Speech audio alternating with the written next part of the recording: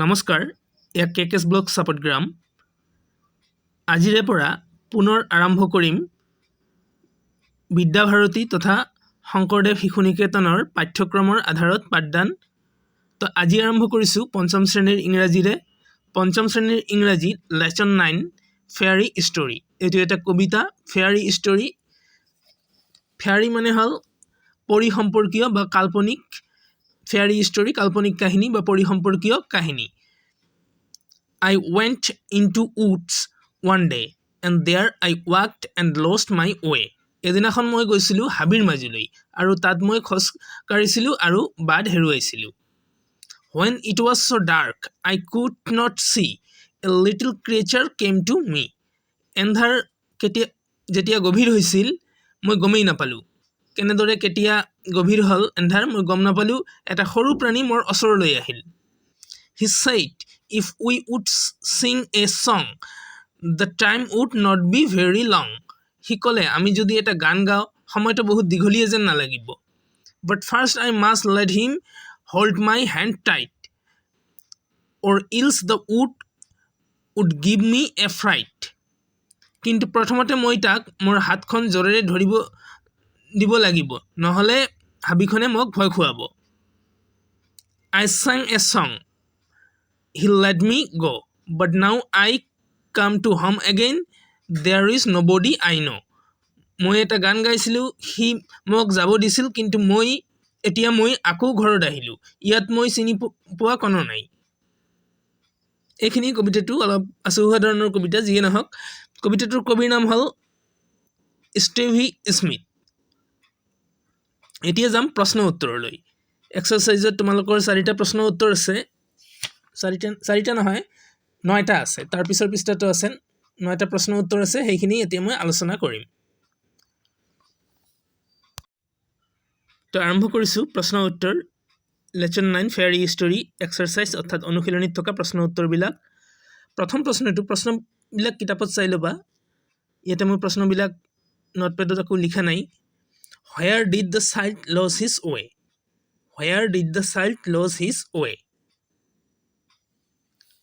লৰাজনে তেওঁৰ ৰাস্তাটো ক'ত হেৰুৱাইছিল The child lost his way in the woods হাবিৰ মাজত স্ক্ৰিনত দেখুৱাই আছো The child lost his way in the woods 2 নম্বৰটো হল Whom did the child meet in dark woods অৰ্থাৎ গভীৰ এন্ধাৰৰ মাজত ডাৰ্ক উড মানে গভীৰ এন্ধাৰৰ মাজত লৰাজনে বা শিশুজনে কাক লগ কৰিছিল The child meet a little creature in dark wood এটা সৰু প্ৰাণীক লগ পাইছিল The child meet a little creature in the wood এইবাৰ যাম 3 নম্বৰ প্ৰশ্নলৈ 3 নম্বৰ প্ৰশ্ন হল Why did the child sing in dark woods এন্ধাৰ হাবিৰ মাজত কিয় গান গাইছিল শিশুটিয়ে The child sang a song so the time would not be very long তেওঁ গান গাইছিল কাৰণ সময় বেছি যেন নালাগে তাৰ বাবে I sang a song 4 নম্বৰটো I sang a song he let me go The child sang a song but who did let him go শিশুটিয়ে গান গাইছিল কিন্তু তেওঁক কোনে যাবলৈ দিছিল Did the child find someone at his home আৰু শিশুটোৱে তেওঁৰ ঘৰত কাৰোবাক বিচাৰি পাইছিল নে The little creature let him go সৰু প্ৰাণীটোৱে তেওঁক যাবলৈ গৈছিল No the child found nobody at his home শিশুটিয়ে তেওঁৰ ঘৰত কাকো বিচাৰি পোৱা নাছিল হয়তো ইয়াৰ দ্বাৰা বুজাইছে যে শিশুটিয়ে হয়তো সপোন দেখি আছিল এতিয়া যাম 5 নম্বৰ প্ৰশ্নলৈ 5 নম্বৰত দিছে find word with rhyme with rhyming শব্দ মানে ছন্দৰ মিল থকা শব্দ লিখিবলৈ দিছে sing ring tight bright long along now cow এবাৰ যাম 6 নম্বৰলৈ learn the use of the word let বহুৱাই লিখিব দিছে উত্তৰ কেইটা মই কৈছো let us discuss the matter প্ৰথম খালি ঠাইটো হ'ব us মানে উইৰ past tense বন্ধনীত উই past tense নহয় উইটো ইয়াতে let যেতিয়া থাকিব তেতিয়া us হ'ব তাৰ পিছত বন্ধনীত যেটো আছে হেতু লিখিব নালাগে আকৌ এবাৰ মই কৈছো ইয়াতে যেনেকৈ লিখিছো তেনেকৈ লিখিলে হল let us discuss the matter. তাৰপিছত হ'ব হি আছে হিৰ ঠাইত হিম বহিব let him come to my room.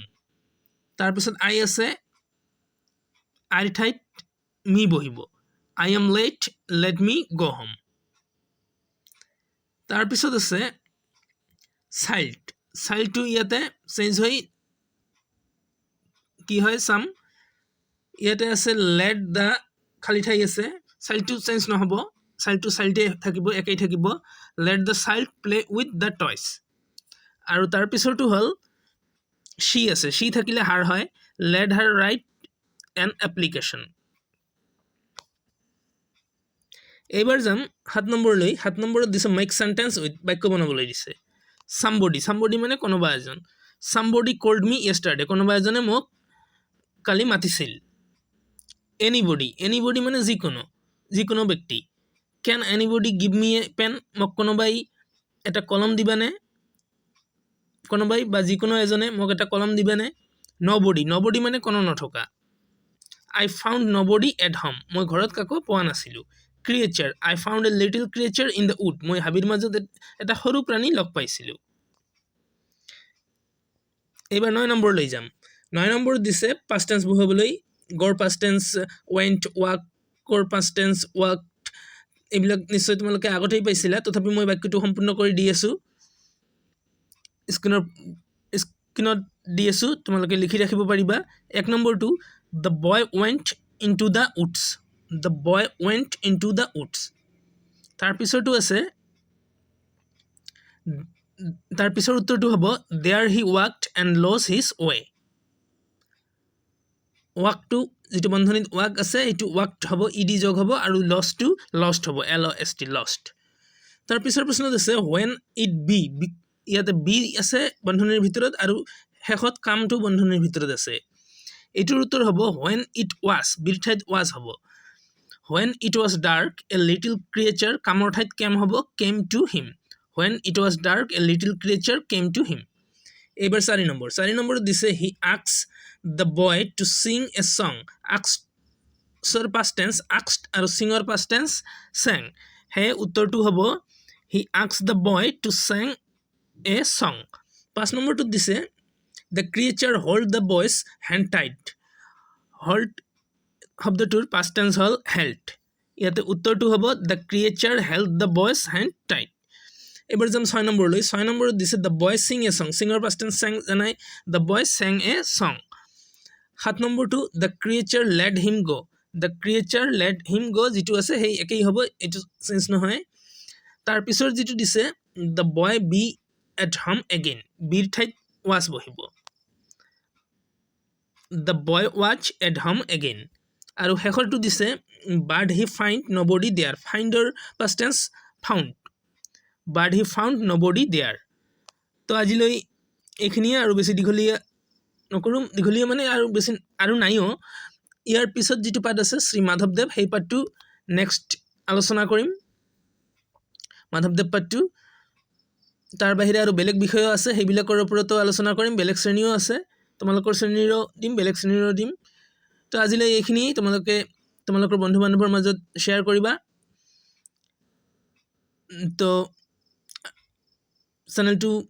যিখিনি মই দি আছো যদি ভাল লাগিছে লাইক কমেন্ট আৰু শেয়াৰ কৰিবা চেনেলটো সাবস্ক্ৰাইব কৰি ৰাখিবা যদি নতুনকৈ কোনোবা আহিছে